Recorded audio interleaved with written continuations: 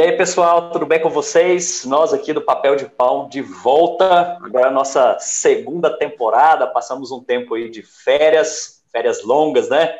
Mas agora estamos de volta e com coisas boas vindo por aí também. Agora com um novo parceiro, o canal Paradoxo Central, que também tem muita coisa boa lá nesse canal. Inclusive, tudo que a gente fizer aqui pelo Papel de Pão vai estar lá nesse canal também, tá ok?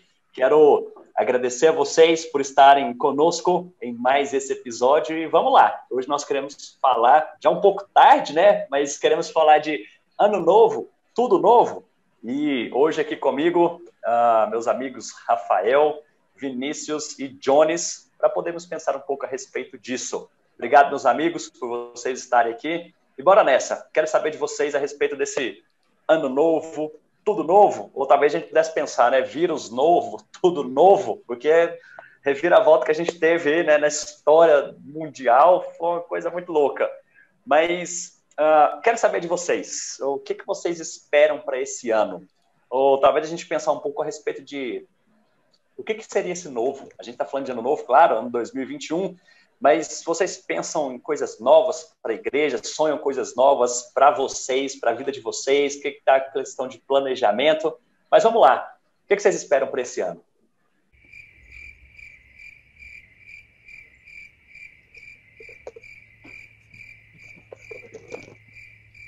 Bora? Não falar nada? Esperamos um vazio existencial. Tá esperando o que porcaria esperamos? nenhuma, né? Nada. Apenas sobreviver. Pessoal, o que consola vocês? Nada. Nada. Bora lá de novo, vai, eu vou começar a dar nomes aqui. E aí, Jones, o que você espera para esse novo ano? Para este ano de 2021, eu tenho esperado, primeiramente, o fim dessa pandemia. Acho que é isso que nós todos esperamos. É interessante quando nós falamos de ano novo, vida nova, ou ano novo, projetos novos, que sempre na nossa vida tem uma quantidade X, a gente não consegue mensurar em porcentagem, como se fosse 30% de projetos, 30% de coisas que a gente tem que deixar, 30% que a gente tem que continuar e 30% que a gente tem que renovar. Não é assim que funciona. Mas sempre tem uma quantidade de coisas que precisamos abandonar, coisas que estávamos fazendo no ano anterior, que estava desgastando a nossa alma, desgastando o nosso tempo, tirando a nossa paz. Então tem que deixar, aproveitar essa virada de ano para abandonar mesmo.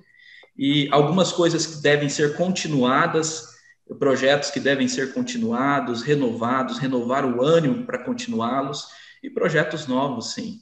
E uma coisa que eu tenho tido muita consciência em pensar é que nós precisamos tomar cuidado com os projetos novos, não começar muitos projetos, porque nessa época de pandemia que vivemos, a luta ainda está grande, a gente não vai dar conta de tudo o que sonhamos e almejamos. Então, espero pouco, mas espero fazer o pouco novo com profundidade. Rapaz, foi bonito. Gostei de vencer, Jones. E você, Vinição, o que você está esperando para esse ano? Cara, domingo agora eu estava com o pessoal da Igreja Presbiteriana Renovada, pensando justamente sobre essa nova igreja, pensando sobre essa perspectiva do novo, diante do cenário que a gente está vivendo, né? E eu trouxe 4 perguntas que eu acho que servem tanto para quem está pensando em igreja, quanto quem está pensando na vida, como quem está pensando numa realidade profissional. Essas perguntas não são minhas, são perguntas de um pastor chamado Andrés Garcia, lá do México. Ele diz o seguinte: o que a gente precisa pensar? 4 perguntas que nos fazem refletir sobre isso. O que estamos fazendo e devemos continuar fazendo? O que estamos fazendo e que precisamos parar de fazer? O que estamos fazendo e precisamos continuar de novas maneiras? E o que não estamos fazendo e precisamos continuar ou começar a fazer?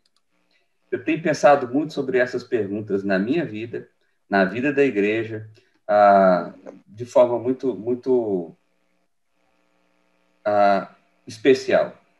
Porque eu acho que existem coisas que não é que nós precisamos abandonar, mas coisas que nós precisamos fazer de uma forma diferente, de uma maneira diferente. Existem coisas, sim, que nós precisamos abandonar e existem coisas que nós precisamos começar a fazer. Eu acho que isso parte de um processo de reflexão. Eu até brinquei lá, conversando com o pessoal, que eu não estava levando resposta nenhuma, estava apenas tentando fazer as perguntas certas. Eu acho que é isso que a gente jogou a bomba fazer. lá, né? Lançou o problema e o pastor lá quer se virar depois, né? Eu acho que é isso que a gente precisa fazer. Eu acho que a gente precisa... Se vai ser um ano novo, se vai ser uma nova realidade, é claro que essa nova realidade não está necessariamente ligada ao ano novo, apenas a gente faz isso de maneira cultural, né? Mas a ideia é, eu preciso então refletir de maneira profunda sobre isso, como o Jones acabou de dizer, né? Show de bola. É bom a gente pensar nisso, porque até falei com a igreja aqui, né? A respeito dessas coisas, que tem alguns eventos que acontecem na nossa vida que fazem a gente parar para refletir um pouco, né, sobre o que a gente está fazendo, como é que a gente está tocando a vida aqui. Uma delas é doença. Doença faz a gente parar para pensar nisso. Cara, eu quase perdi tudo, né? Será que eu estava pronto, assim, sabe? Deixei a casa organizada aqui, deixei a casa arrumada, porque Deus ia me levar.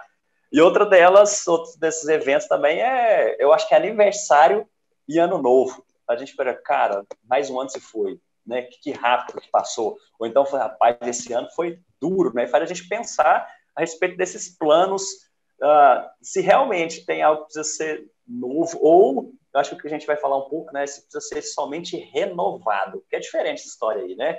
Eu quero passar a bola agora para o Rafa. Como é que estão as expectativas aí, Rafa? Oi, pessoal, bom estar de novo com vocês. Muito legal estar novamente aí nesse desafio nosso de tentar conectar com vocês aí, de poder falar aquilo que o coração de vocês precisa escutar e o nosso também. Esse bate-papo é legal por causa disso. Bom, as minhas expectativas são as melhores, mas não por causa do ano novo. Eu sou um ansioso por natureza. E o ansioso, ele vive lá no futuro, ele não vive muito no presente, não. Então, ele gosta de fazer plano, ele gosta de pensar como é que está na frente, e ao mesmo tempo ficar desesperado quando esses planos não acontecem. Mas eu olho para a situação que a gente viveu em 2020 como uma grande oportunidade de perceber que aquilo que a gente considerava como normal, aquilo que a gente considerava como estável, né, uma realidade estável, Deus mostrou para nós que não é bem assim as coisas. E quando a gente consegue observar a história com mais cuidado, a gente percebe que nós estávamos numa situação anormal. A pandemia trouxe essa realidade que o mundo é um caos. O mundo é um caos. E talvez os planos que a gente tem agora para frente, eu tenho pensado bastante nisso, são planos mais concretos, são planos mais realísticos, são planos que têm mais a ver com o mundo em caos do que o mundo em instabilidade. A gente começou a pensar na questão de saúde agora, mas há poucos anos atrás, há 2 gerações atrás, eram guerras, era fome, era falta de conforto, era falta de roupa para se vestir. Então, o mundo é um caos, e essa estabilidade que a gente viveu durante uns 30, 40 anos aqui no Brasil, principalmente, nos Estados Unidos talvez um pouco mais, essa pandemia falou, cara, as coisas não são bem assim. Vocês têm que estar preparados como igreja, como povo de Deus, para entender que o mundo é o caos, o paraíso não é aqui. O mundo se tornará normal, vamos chamar assim, quando Cristo voltar. Então, as minhas expectativas são as melhores porque eu acho que foi um despertar para muita gente, até mesmo para mim, eu posso dizer, né? Me dá a possibilidade de realmente pensar naquilo que é novo. E apesar de toda virada de ano a gente pensar no que vai ser o ano que vem, esse ano foi diferente. Essa virada de ano foi diferente. Me permita, Rafa, ter um pensamento um pouco diferente a respeito só de uma afirmação que você fez aí, né? Não a respeito novo, mas que o mundo é um caos, porque talvez ele caminhe para isso, está caminhando para isso, mas a gente fala a respeito de um mundo um caos, eu sei que não é sua intenção, mas parece tirar o que nós chamamos de graça comum, né? Que Deus está segurando tudo isso, que Deus está agindo, sabe, em tudo isso. Eu entendo você dizer a respeito desse caos no sentido de que o pecado bagunçou todas as coisas, né? Mas eu ousaria pensar aqui que ainda não é o caos, né? Mas Deus está cuidando. Deus está cuidando dessa história, assim. Deus, na verdade, eu acho que eu ainda não está tenho essa segurando a visão. mão dele. Ele está fazendo isso. Ele está segurando a mão dele. Ele não está segurando pela graça comum. Ele está segurando o juízo dele. Porque o mundo é o Mas caos. ele vai chegar. Mas ele vai chegar, porque eu acho que se fosse o caos, aí a gente não teria como falar a respeito de bondade, a gente não teria como falar a respeito de certas coisas ainda estarem controladas. Tem um livro do né? Garofalo, tem um livro do Garofalo, não sei se vocês já leram, que é um comentário de Eclesiastes chamado Filtro Solar. Tá?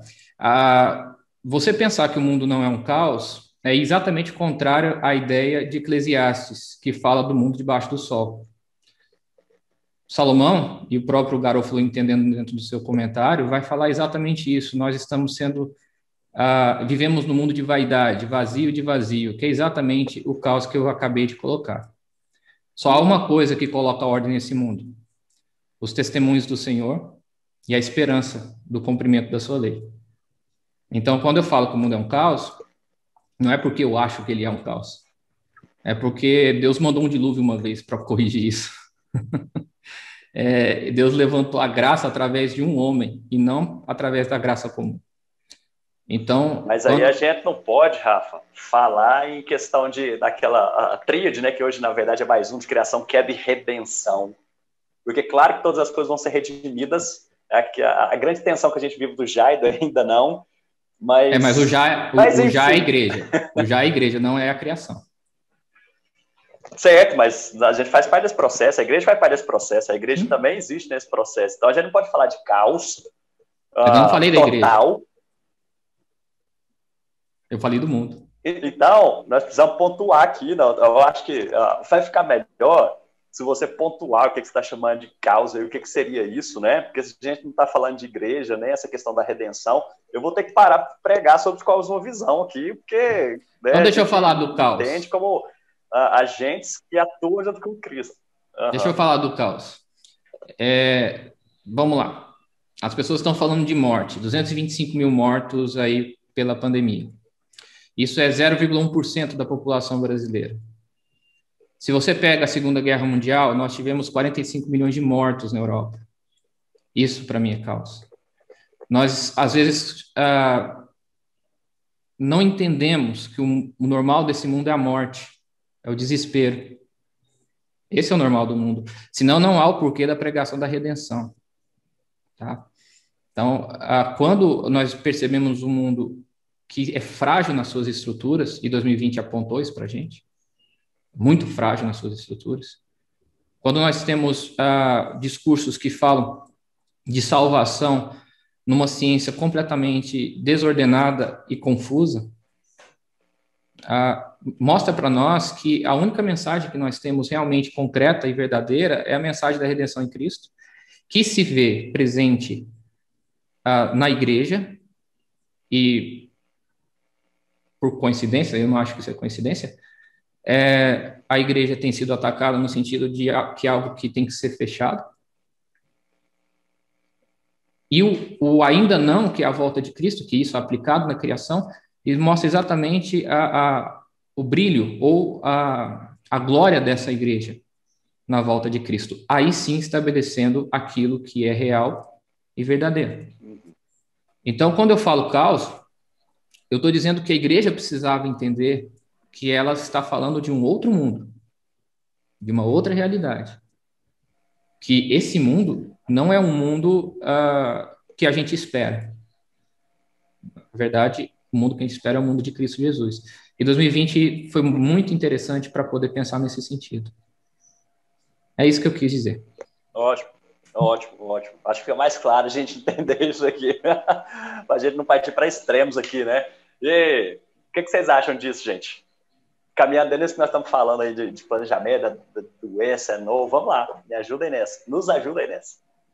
Eu acho que vocês entraram numa discussão muito doida, que metade das pessoas não entenderam para estar vindo de nada, e eu me incluo nessa metade, mas eu quero dizer, tirando a brincadeira, eu acho que é interessante a ideia de pensar que a gente vive no caos, E se a gente vive no caos, ou seja, no mundo caído, no sentido de que ele não está caminhando para um processo de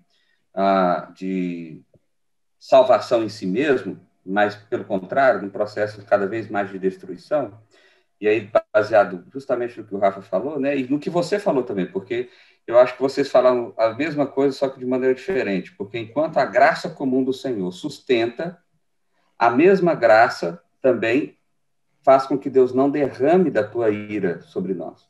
Então, há duas coisas acontecendo ao mesmo tempo aqui, né? Então, Deus está sustentando a existência, ao mesmo tempo que não destrói ela por causa da sua ira, que já está posta sobre esse mundo, né? E aí, como que a gente deve planejar, então, o dia de amanhã? Porque o que resta, de qualquer forma, é a destruição, né? E aí, mais uma vez, a resposta que vocês dois também apresentaram, que é fantástica, é o Evangelho. É o Evangelho que nos faz pensar o amanhã. E aqui eu acho que tem uma coisa que a gente precisa perceber, e é muito interessante as pessoas que estão nos ouvindo pensar sobre isso. A minha vida, esse renovo, essa nova vida, esse novo tempo, esse pós-pandemia, vai para qual direção? Porque a verdade é que, se tem uma coisa que a pandemia mostrou para nós, é a nossa fragilidade, é a nossa incapacidade de controlar, é a nossa a vulnerabilidade. Então, o que é realmente estável no mundo em que nós vivemos? O que é realmente estável no mundo que nós vivemos é o Evangelho. Então, sendo assim, todos os nossos pensamentos, todos os nossos planejamentos, toda a nossa ideia de futuro deveria ser baseada no Evangelho, na verdadeira esperança que há em Cristo Jesus. E aí sim, a gente fugiria da realidade do caos que a gente está inserida, a gente fugiria da realidade da destruição que virá, a gente fugiria da realidade da vulnerabilidade, da fragilidade que nós, por natureza, já temos, porque nós estaremos alicerçados na verdadeira rocha. Teremos a nossa casa na rocha, né? Para usar aquela ilustração lá, e isso seria realmente fantástico para as nossas vidas. Excelente. Eu creio. Então você não é da metade que não entendeu, você entendeu tudo que a gente falou. Eu só quis brincar, porque vocês falaram difícil demais. Pô, ele trouxe aí, ó, a linguagem, teologia simples para essa nossa vida complicada. Ele cumpriu o papel aqui do papel de pau. Gente, vocês acham que a igreja tem percebido isso? Né? Porque uma coisa é a gente analisar isso daqui, né? A gente que tem debruçado um pouco a respeito dessas coisas, né? De estudar, poder pensar sobre isso, mas a igreja, de forma geral, né? Os cristãos, vocês acham que eles entenderam essa mensagem, esse recado, no sentido de, cara, eu preciso repensar aqui, né? Algumas coisas, eu preciso parar, ou então eu preciso continuar fazendo, ou renovar meus votos com o Senhor, pensar no Evangelho, viver o Evangelho. O que vocês têm vivido aí, sentido isso nas igrejas de vocês? Gustavo, essa pergunta é extraordinária, né? Hoje, pela manhã, estava fazendo a devocional com a minha esposa e eu li aquele texto do joio e do trigo, que o Senhor Jesus é o semeador que plantou uma lavoura para si, a lavoura é dele, e veio o inimigo e plantou o joio no meio da lavoura. É interessante nós pensarmos que na igreja visível, essa que temos aqui, nesse mundo caótico, na igreja visível, na igreja local, sempre haverá pessoas que não são verdadeiras cristãs. E é interessante pensar nisso, porque eu tenho visto muitas pessoas que antes estavam desviadas dos caminhos do Senhor, que estão retornando para os caminhos do Senhor. Essa pandemia motivou essas pessoas a terem um desejo de buscar ao Senhor. Todos os domingos, por exemplo, no meu contexto aqui, tenho recebido visitantes, novas pessoas que estão desejosas de ouvir o Evangelho, porque, de fato, vem no Evangelho a sua esperança, compreendem, mesmo que estavam desviadas em outro momento, mas compreendem que o Evangelho é a esperança do mundo para este momento. Ao mesmo tempo, muitos cristãos mais velhos, cristãos que antes estavam vindo, estão deixando de vir, né? E eu digo não apenas aqueles que não estão podendo vir por causa de estarem no grupo de risco, por causa da Covid, às vezes com medo da Covid, mas há também o elemento da apostasia, do enfraquecimento da fé. Então, eu vejo que essa pandemia está fazendo essas duas coisas e parece-me que está mostrando mesmo o trigo e o joio. Claro, eu tenho plena convicção que o momento da colheita é só no momento da vinda de Jesus. Oxalá que ele venha logo. Mas se Jesus não vier no final dessa pandemia, ainda assim, isso vai ficar claro para mim, que a esperança do Evangelho tem motivado alguns, mas ao mesmo tempo o medo da pandemia tem feito muitos se desviarem e abandonarem a fé. Mas isso é interessante porque pesa nosso coração, né, como pastores, assim, de ver gente que está, acho que é saindo da rota, sabe, desse compromisso, né, porque a gente está falando que, cara, a gente precisa pensar realmente sobre isso. Mas tem gente que está completamente away, assim, né, cara, simplesmente vivendo para si mesmas, né, abandonando não só o compromisso pessoal com Cristo, mas, né, isso pesa muito no nosso coração diante disso, até da nossa responsabilidade, né, de poder pregar o Evangelho, de estar junto com essas pessoas. Sei que isso eu acho que muitos que ouvem a gente também sentem um pouco disso, mas nosso desejo é que todos possam viver de forma integral para Cristo, sabendo que ele vai voltar, a gente vai estar diante dele, esse grande juiz. E como é que seria isso? Eu, geralmente, quando vou aconselhar casais, eu faço umas perguntas assim muito constrangedoras. É só no primeiro encontro.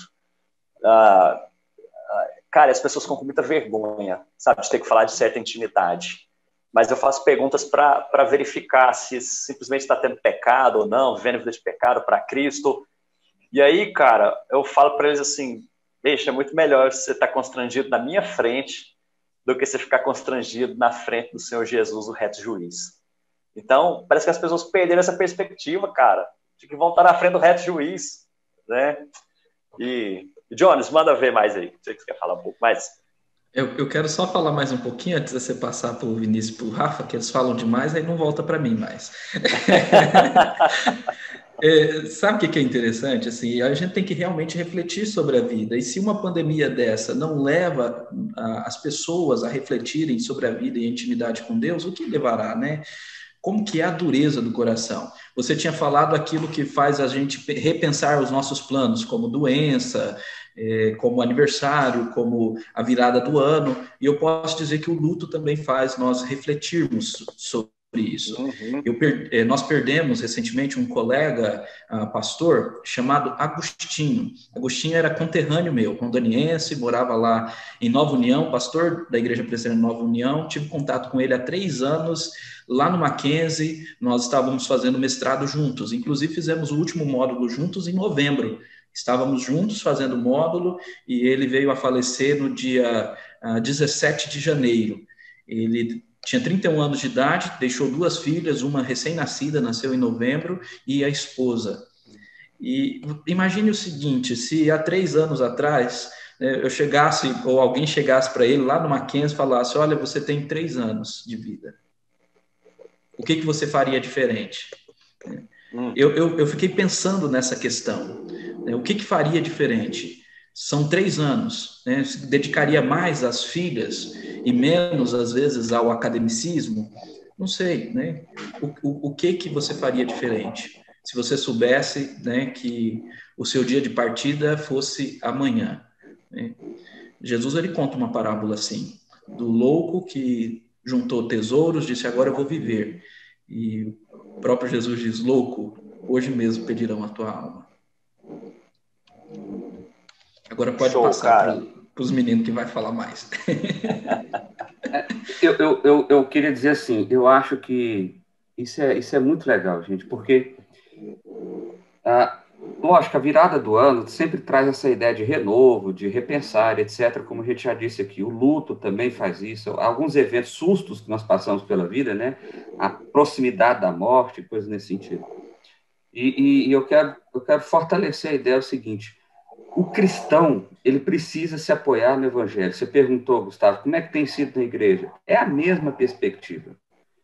A gente tem recebido aqui muitas pessoas novas, ao passo que muitas outras se desconectaram. Muitas outras, é exatamente isso que você disse aí, o coração da gente dói, porque a gente pergunta, vai atrás, você vê que o interesse, o coração está distante ali do Evangelho. E é interessante perceber como o mesmo acontecimento gera efeitos diferentes nas pessoas. Pessoas que, por causa da pandemia, falaram, poxa vida, eu preciso repensar a minha história, eu preciso encaminhar com Deus, porque realmente esse negócio aqui pode acabar a qualquer minuto. E pessoas que conheciam a Deus, ou pelo menos diziam conhecer, depois da pandemia disse, eu não preciso caminhar com Deus assim tanto, do jeito que eu estava pensando, não. Então, observe como isso, para mim, para o meu coração, isso é assim, muito agoniante, porque é algo que não entra na minha cabeça, é algo que eu não consigo compreender. Como é que uma pessoa que diz compreender o Evangelho e que compreende intelectualmente o Evangelho simplesmente abandona a Deus agora no meio da caminhada ou faz de Deus apenas um anexo da sua vida? A pandemia veio despertar, repense a sua história a partir de Deus, a partir do Evangelho. Não dá para ser de outro lado. Agora eu vou viver minha vida profissional. Meu amigo, você ainda não entendeu. O dilúvio já aconteceu, a pandemia veio aí mais um aviso, o mundo está acabando, a sua história está chegando no fim, e eu não sei se a gente vai ter 3 anos. Então é hora de você repensar a sua história a partir de algo, de um fundamento verdadeiramente firme, que é o Evangelho. Rapaz, eu gosto muito de uma história que certa vez me contaram, né, de o pessoal perguntando assim, se você soubesse que teria mais um mês de vida, o que você faria diferente, o que você mudaria? E teve um senhorzinho que falou, eu não faria nada diferente, eu viveria completamente caminhando junto com o Senhor, fazendo o que eu faço todos os dias. E assim, as minhas palavras finais, para quem está nos vendo, nos ouvindo, é essa, cara. Faz completamente o que você faria todos os dias para o Senhor. Viva todos os dias para o Senhor. Eu queria que vocês deixassem aí uma palavra final para nós, de orientação, de alento, de preocupação para esse restante de ano. Eu só queria fazer uma correção. Eu falei que a Segunda Guerra teve 45 milhões de mortos, foram 85 milhões. É só uma correção, tá? Para vocês perceberem quanto o nosso mundo está frágil hoje, quando a gente não consegue pensar no futuro com uma pandemia como a gente está vivendo. E aí, nesse sentido, eu gostaria que a gente pensasse no futuro o que nós temos com Cristo. O que o Gustavo falou, perfeito, sobre a história desse senhor. Eu vou viver com Cristo, eu vou seguir com fé, né? E aí pode ser um dia, pode ser 3 anos, pode ser 50 anos, assim vai ser minha vida todos esses dias. E por isso, o ano novo não é um novo inédito, não é que eu vou viver uma coisa que eu nunca vivi, pelo contrário, eu continuo vivendo com Cristo. A novidade de vida tá quando quando o Espírito Santo fez morada no meu coração e me transformou. Ali começou meu ano aceitável do Senhor, meu ano novo. Tá? E é esse ano novo que eu espero que você viva. Esse ano novo ele não vai durar 365 dias, ele vai durar o tempo que Deus quiser, que é o seu tempo de vida. E não há outro meio de você viver de forma plena. Senão, a única mensagem que eu tenho para você, se não é Cristo Jesus, é que você tem que se preparar para fechar o seu caixão e se confortar com essa ideia de que a morte é a sua realidade. Tim Keller, ele diz que somos ovelhas marcadas para morrer, se nós somos cristãos, né? Deixa eu dar um conselho da Epístola aos Hebreus, capítulo 12. Nós vamos estudar ela aqui na Nova Aliança. Eu gosto muito desses primeiros versículos aqui da Epístola, que diz, desembaraçando-nos, tirando o embaraço de todo o peso e do pecado que tenazmente nos assedia, corramos com perseverança a carreira que nos está proposta, tendo os olhos fitos ao autor e consumador da fé, Jesus Cristo. É interessante, né? Nós precisamos desembaraçar não apenas do pecado, mas do peso também.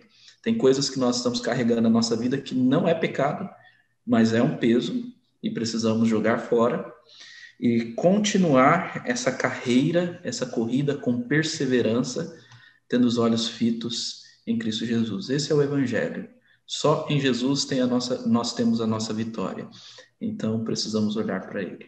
Eu queria terminar com um texto bíblico também, que está lá em 2 Tessalonicenses. Eu acho que o nosso papo aqui era para ser Ano Novo, Vida Nova, e começou a caminhar Ano Novo, reflita de verdade. Tipo isso, assim. Mas já que a gente está nessa pegada, eu quero terminar com esse texto de 2 Tessalonicenses 1, 7-10, que diz assim: E a vós outros que sois atribulados, alívio juntamente conosco, quando do céu se manifestar o Senhor Jesus com os anjos do seu poder, em chama de fogo, tomando vingança contra os que não conhecem a Deus e contra os que não obedecem o evangelho do nosso Senhor Jesus. Estes sofrerão penalidade e eterna destruição, banidos da face do Senhor e da glória do seu poder, quando vier para ser glorificado nos seus santos e ser admirado em todos os que creram naquele dia.